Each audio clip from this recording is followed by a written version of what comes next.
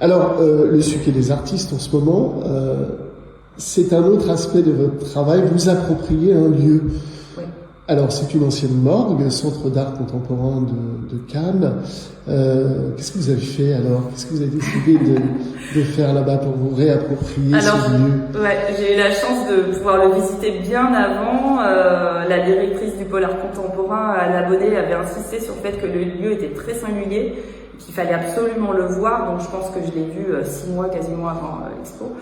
Et donc c'est un lieu en effet particulier. Il n'y a qu'une partie, une salle blanche où vraiment on pourrait s'approcher du White Cube, mais sinon ce sont des salles en ogive, il y a des colonnes, il y a des couloirs. Et du coup j'ai été regarder ce lieu et quand je suis repartie dans l'avion, en fait j'avais déjà toute l'expo en tête. C'est-à-dire tout m'est apparu très très vite.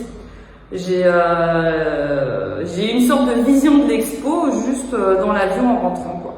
J'ai une tendance à tout le temps travailler, c'est-à-dire je travaille dans l'avion, je travaille dans la salle d'embarquement, je travaille dans le métro, je travaille pendant le cours de sport de ma fille, je travaille un peu tout le temps.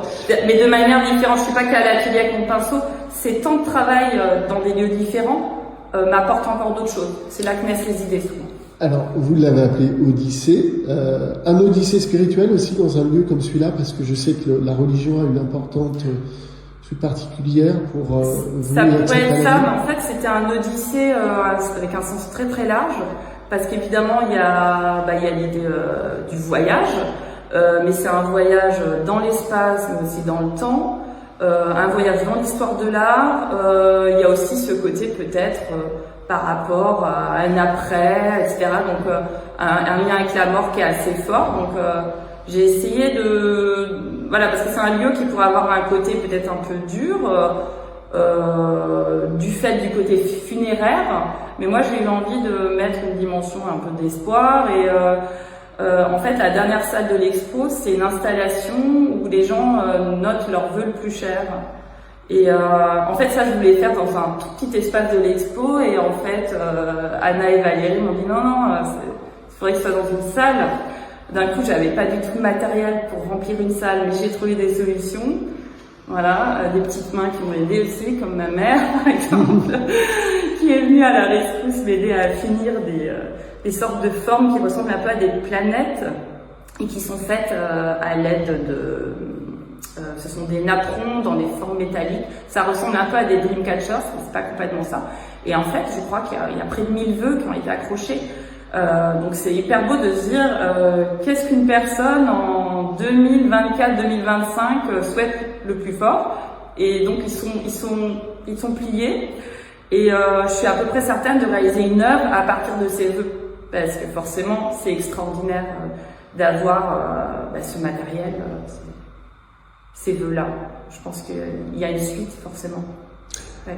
Alors, dernier volet, peut-être, vous faites des résidences de temps en temps, je pense notamment à Menk, alors peut-être quelques mots à ce sujet-là. Ouais, alors ça, c'était une grande aventure, c'était il y a 2 ans. Guillaume Toumanian, qui a donc initié le projet Menk, nous a invités à passer un mois en Arménie. Et donc on est parti avec nos 2 plus jeunes enfants pendant un mois. L'idée, c'était pas seulement d'avoir un atelier là-bas et de produire des choses dans notre bulle, mais de rencontrer les gens.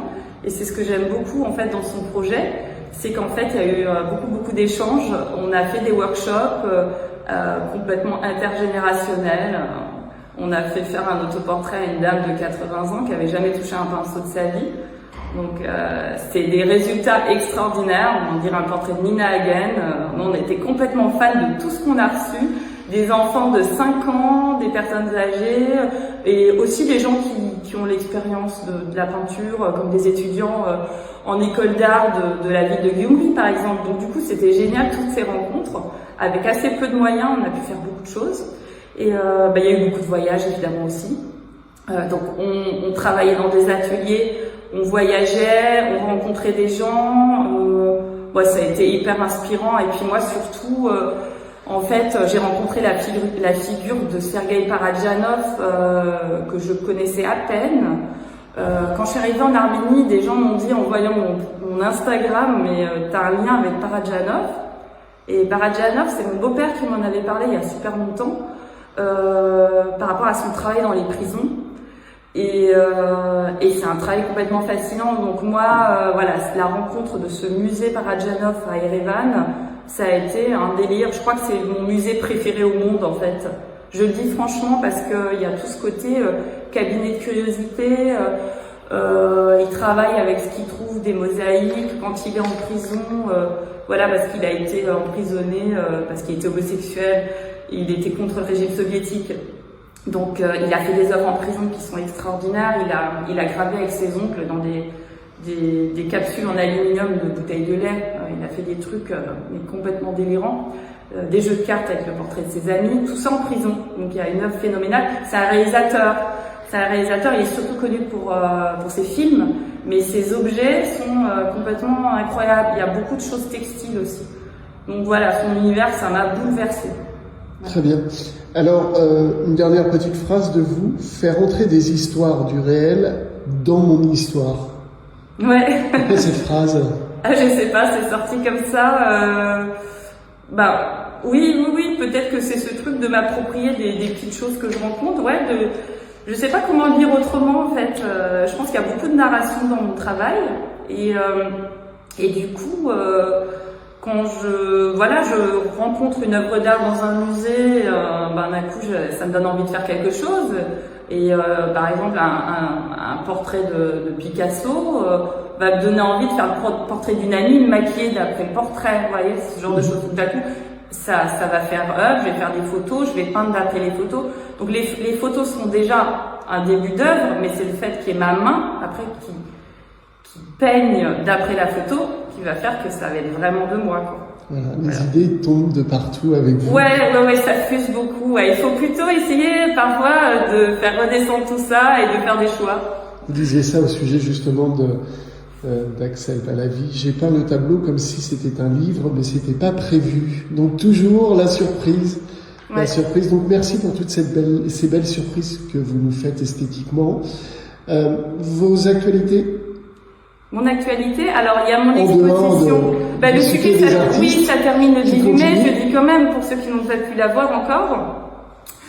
Sinon, là, je vais participer à une exposition qui me tient très à cœur dans un château près de Stuttgart qui s'appelle le château Untergrüningen. Et c'est une exposition sur le thème de la citation. Et en fait, ils vont montrer des jeunes artistes et des artistes très très connus. Ils vont faire sortir des œuvres des collections de la région. Donc je vais avoir la chance de montrer mes œuvres près des œuvres de Cindy Sherman, Picasso, Jenny Holzer. Voilà, c'est assez incroyable. Donc je suis très très heureuse d'avoir 8 œuvres qui ont été sélectionnées, dont 5 peintures et 3 vases. 2 vases. Non, je dis des bêtises. 6 peintures, 2 vases. Voilà. Merci, Florence Aubrecht. Merci, Icône.